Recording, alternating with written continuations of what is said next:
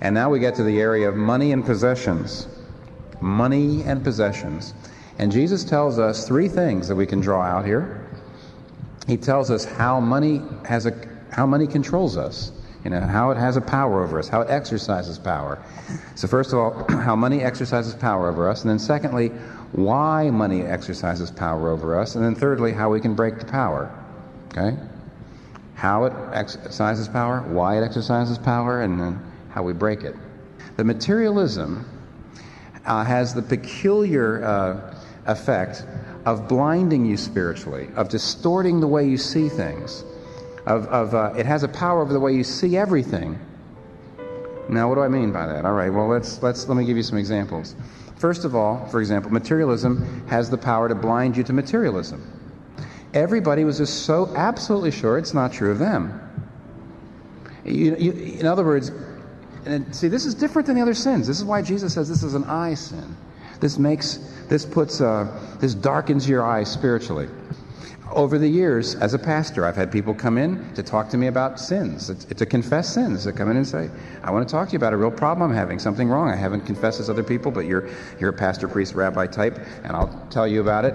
And they do. They come and they'll talk about anger, and they'll talk about bitterness, and they'll talk about lust, and they'll talk about pride, and they'll talk about everything. But I don't think I ever remember anybody coming to me ever to confess the sin of greed. I don't think if anybody came in and said, Pastor, I'm materialistic. Never done it. Because it has a... Now I know what this means is, Jesus is saying, you don't ask. You don't consider the possibility that you're greedy. You just don't think you are. You just say, me? Greedy? You think of rich people. You think of people that spend tons of... The trouble is you've all got friends. In fact, most of you even have a relative who's much more kind of extravagant with money than you are. And that's all it takes. All you got to do is know somebody who's really greedy, and you don't even think that you're greedy. You wouldn't even consider the possibility that you're materialistic. That's the reason why they didn't come. They were bored. They're bored. They figured this doesn't apply to me. Now you see this. If you're there tonight and you say, well, this is not a problem of mine, that's a very bad sign. This is one of the sins that has the sign. A symptom is that I'm sure it's just not true of me. And therefore, Jesus is saying, watch out, this is a sin of the eye. It darkens your eye. And you don't ask these questions. Do I really need to spend this much money on this? Do I need to be putting this much money into my apartment? Do I need to be spending this much money for my apartment? Do I need to be spending this much money on clothes? And you say, because you compare, immediately you think of other people who do much more, and therefore you don't ask the question. You don't go there. You don't ask. You don't say, wait a minute, isn't there ways in which I could be giving more of my money to the church, to the poor, to my friends, to the neighbors? Isn't there ways in which I could be much more radically generous if I made this and that change? You don't want to ask. You don't want to think. According to the Bible, Jesus talks about money all the time. He's constantly saying, watch out for greed. He's always saying, give your money away. He's always saying, don't spend all your money on yourself. I mean, especially in the book of Luke, but all the way through the Gospels, it is frightening. I mean, I can't preach on money as often as Jesus preached on money. I wouldn't have a church. You have to talk about with somebody. You've got to have some standards, and you can't trust yourself. That's the principle. You cannot trust yourself to decide this. And I know what your answer, I know what you're thinking, I know what I'm thinking. And that is, I don't want to even think about that. I don't even want to think myself about it. When I spend on money, I don't even want to sit down myself and think, gee, did I really have to do that? I mean, not only do I want to talk to other people about it, I don't even talk to myself about it. I just want to do it. And that's Jesus' whole point about greed. Money has the power to keep you from asking questions about how you spend your money and how you make your money. Money has the power to keep you from asking questions about how you spend it, how you make it, the hard questions. But Jesus says, for example, one of the reasons why we need so much money, one of the reasons why we spend it on ourselves, one of the reasons we don't give it away like we should, is because money is our significance. It shows us, for example, the fact that we're able to live in a certain place, the fact that we're able to eat certain places, the fact that we're in certain social circles, the fact that we can dress in a certain way, makes us feel we're important. And it's true, we have a tendency to do this. The higher up economically we get, we don't just look at other people who are below us economically and say, oh, you're below me economically. we say, you're below me. You don't see that happening to yourself? I mean, you don't have to be very well off. Middle-class people in general feel superior to the poor. We do. Oh, we give money and we're sorry for the poor. We may pity the poor, but we feel superior to them. Why? One answer is, why does it have that power? One answer is, money is your significance. The other possibility is money is your security. In other words, you feel like if I got money, then I have control in an uncontrollable world. I have control over my life. I have control. I've got. If things come along, I'm safe. And Jesus Christ says, running after these things cannot add a minute, an hour. They can't add a minute to your life. It's God who's in control of these things. Money is not going to turn you into God. Money is not going to be able to get one little bit of control. And I heard him once tell this story. And he said he was thinking about this idea that money can be your security. He had a couple of young women in his where he was a teacher at college became Christians in college, and they came back to their parents and they said, "We've become Christians and we want to be missionaries." And the parents, said, "Oh no, missionaries?" And they said, "Look." Each of them said, "Now, dear, you've had a religious experience. How wonderful. But you need some security. Before you go off to have your missionary experience, which is fine. If you want to go, that's fine. But first, we want you to have a master's degree.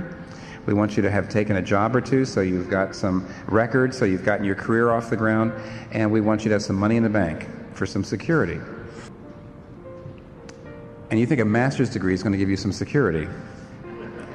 See? And that's what Jesus is saying right here. He says the power of money is, it seems like it can give you significance, but actually when you make money your significance, you become an arrogant person that nobody likes. And you think money can give you some security, but the fact is that money can't possibly stop all the things. It can't stop death, it can't stop tragedy, it can't stop broken relationships, it can't stop anything.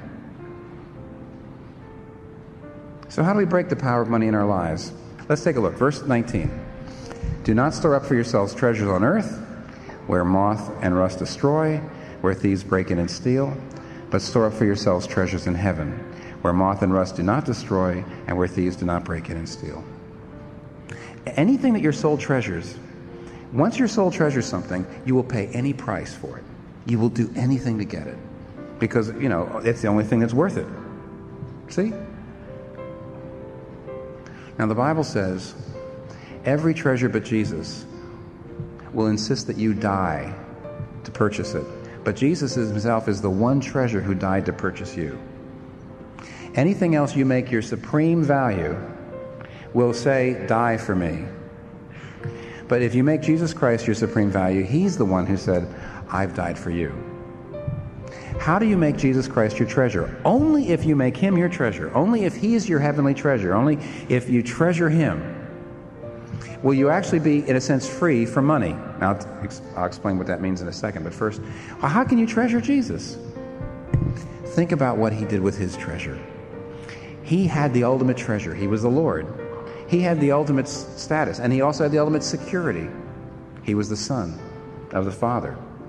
But when he came to earth, what happened to him on the cross? He was utterly stripped.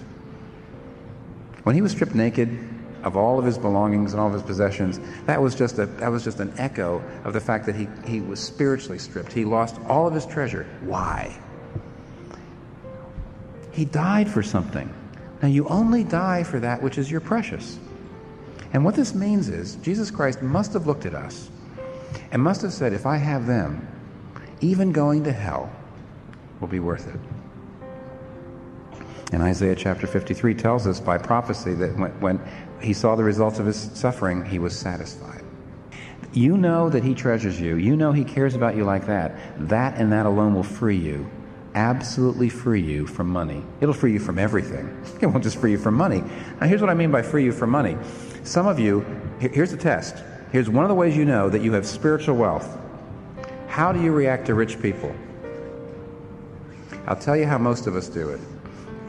Many of you resent rich people. You feel disdainful of them. You say, look at their money, look at their homes, look at all this stuff, and you feel superior to them. And that shows that money still has power over you. If you dislike rich people, if you feel superior to rich people, that shows money still got power over you. It shows a lack of spiritual wealth in you. And the best way to see that money no longer has any power over you is that you can love rich people.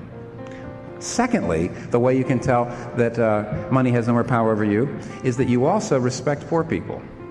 That you looked at them and you respect them and you expect to learn from them and you don't look down your nose at them.